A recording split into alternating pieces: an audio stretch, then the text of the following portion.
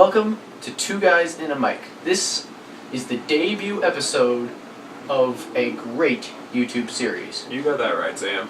I'm Sam. And I'm Jacob. And you are about to watch our hypothetical questions episode of Two Guys and a Mic. Here we go. Alright. Well, I got the question, and this question has confounded theorists and teenagers and punky kids that send way too late on the computer. It's boggled their minds. And, Inspired comic books, TV shows, movies, everything. Basically, it's life defined. This is a so raw, personal element of everybody that we all need to address at some point or another. Yeah, it's one of those big things, you know. Therapists all over the world use this technique to help people find out who they are and what they would do. And so, hypothetically speaking, what would you do in the zombie apocalypse? The zombie apocalypse. The zombie apocalypse is so broad. We're going to kind of dive right into here. We're going to figure out what we would each individually do, and what, in general, our best plans during the zombie apocalypse. For me personally, when you start out, you definitely gotta first figure out where the zombie apocalypse is starting. Obviously, yeah. if you've sat in your house and the zombies have spread across the entire nation, you know, in one day, then your strategy's gonna change. If it's that event sort of thing, airborne virus, you're one of the few immune, maybe. Mm-hmm. Then in that case, the first step is to go out, is to make sure you have the supplies you need and get out to a much desolate area, Wyoming. Wyoming. You could walk for miles and never not meet a soul. Yeah, or Honolulu. Honolulu. Well, No, depends on if zombies can. I want to be in Zombies Honolulu. can't swim, as They far as can't. I know. But I think they bob and float and Maybe maybe crawl somehow over each other. Yeah, find the currents in the ocean and drift over to where you are. It's possible, you know. It might give you some time. Yeah, I said Honolulu not because of safety, but because paradise. It's where I want to be.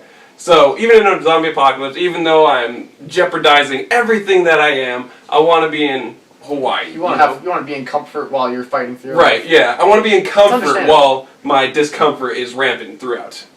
So, I mean, what I would do when the zombie apocalypse thing is, first I would scream like I was going through puberty again. I would lose my mind because it's actually happening. It's happening. It's happening. It's real. It's gonna happen. You know it's gonna happen when it happens. Stuff hits the fan. It's over. It's the rubber meets the road. You are ready to go. And we will be prepared, and hopefully you will be too. Yeah. And so, when the stuff hits the fan and when everything's going down, what I plan on doing, now this is me planning the big macho man, you know what I mean? Because everybody's got this big plan, but probably I'm just going to scream it around through the neighborhood. But what I would do is first make a plan, you know, because when your adrenaline's kicking and everything's going, you're going to forget everything. And you got to get your survival group together. Whether Yeah. it's your family, whether it's your friends, you got to get your core survivors. The guys you know are going to go with you all the way, and you got to make the plan together. Yeah, and first thing you need to do as that group formulates is make a name. It's crucial. Now, the reason I say this Theme is song's actually not as crucial, but you might need a theme song. It might need a theme song.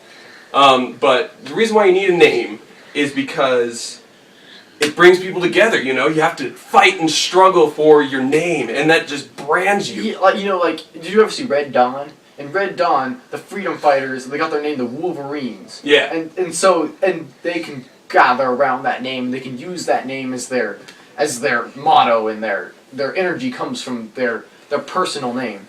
Yeah. And, I mean, I would think of something crazy, you know? Something original, you know, zombie slayers? Come on. Everybody that's alive is going to be a zombie slayer. You need something unique, something ferocious, like saber-tooth dagger. It works, alright? Boom, you know? What weapon do we use? The pit bulls of doom. There you go. If I don't have a weapon, I'm going to throw my dog right that way. You know, that's how desperate I am to survive, so. I will climb over my friends to save my other friends. Yeah. I would push my friends into the zombie pile to save the other friends that I need to save. So, anyway, another hypothetical question that I myself have been wondering, but, alright, hypothetically speaking, what's your weapon of choice in the zombie apocalypse? Weapon of choice is so crucial. You know, Yeah. it's your friend, and so a lot of people would say the shotgun or the rifle or whatnot, Right. the high-powered firearm, but ammo is limited on those weapons, and Right. once you run out, you're dead. The zombies are all after you, so you know you have the many shots, and it might be good to keep around. But personally, I would carry a heavy rod, a katana. Mhm. Personally, probably a katana, and if I cannot get a hold of katana, just get the heaviest baseball bat I can find. Yeah. And that will become my fighting weapon. Right. That's your hardcore hit the zombies back down Right. weapon. Yeah. For me, I mean, I've seen plenty of movies and stuff like that. When that zombie's all up in your grill, you know, nothing says beat you to a pulp like a warhammer. A warhammer. A warhammer. I'm not sure where you would find one. I'd probably look in like some vintage shop or break into some nerdy kid that I know's house and try to dig one up. But yeah, nothing says back off like a warhammer. But then again, also a warhammer is a little bit harder to swing around just because it's so heavy on the end. You want to have a warhammer. You also want to have a weapon to keep by your side. Maybe like a sword, a small short sword, maybe a knife. I'm What going with the warhammer. It's beast. That's what you can You get. know, a like- warhammer. I'll have the katana. Like And we'll the guy with go the back. big sword. What's his name? The guy with the big sword that swings around and spins around. It's a movie. Braveheart. What's his oh. name? Uh, We'll just name him excuse our historical illiteracy. William Wallace? Illiteracy. William Wallace. Thank William- you. Our live studio audience, everyone. Hello. Don't clap. Anyway, William Wallace. Yeah, like the fear factor with that. Now, zombies aren't going to be afraid, but people are going to be afraid.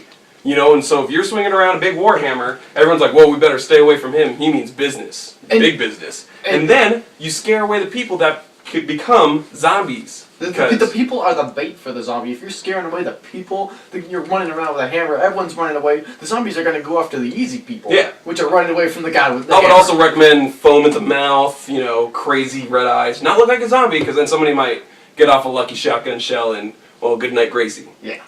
You So- definitely want Avoid the whole look like a zombie to. thing. Yeah, you need to have your persona, but you also need to be intimidating. Now, here's the last question is, what would you do to relieve stress in this environment? Okay, the zombie environment, obviously, it's part the most exciting thing you've ever done and part the most scariest thing you've ever done, which, Mhm. like a roller coaster, comes together to be the most tense building event that will ever happen Right. to you, that will ever happen in the history of mankind. And so, the way I would personally would relieve stress in this instance, besides the fact of the instant gratification that comes from shooting a zombie with a shotgun, is probably find a secluded area and play or do something that is very, very close to home and what you used to. Something that you've always done, like record a talk show. Perfect. Yeah.